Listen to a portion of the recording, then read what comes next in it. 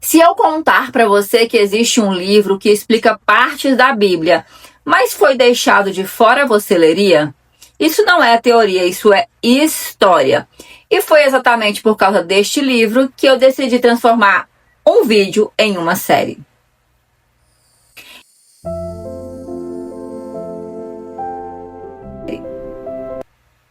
Isso aconteceu porque a quantidade de gente perguntando sobre o livro de Enoque foi fora do normal.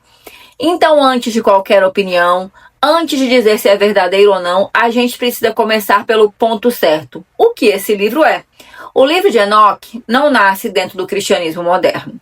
Ele surge no judaísmo do período do Segundo Templo, entre mais ou menos 300 anos antes de Cristo e primeiro século depois. Ou seja, ele circula antes da Bíblia estar consolidada como a gente conhece hoje.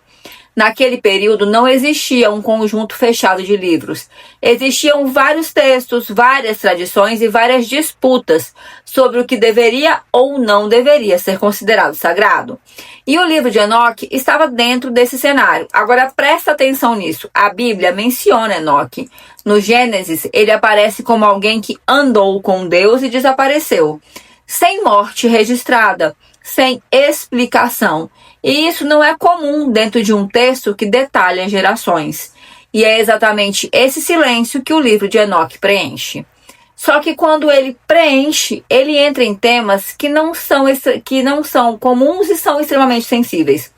Ele fala de anjos que descem à terra, fala de interferência direta no mundo humano e fala de uma estrutura do mundo espiritual muito mais detalhada do que a Bíblia tradicional mostra.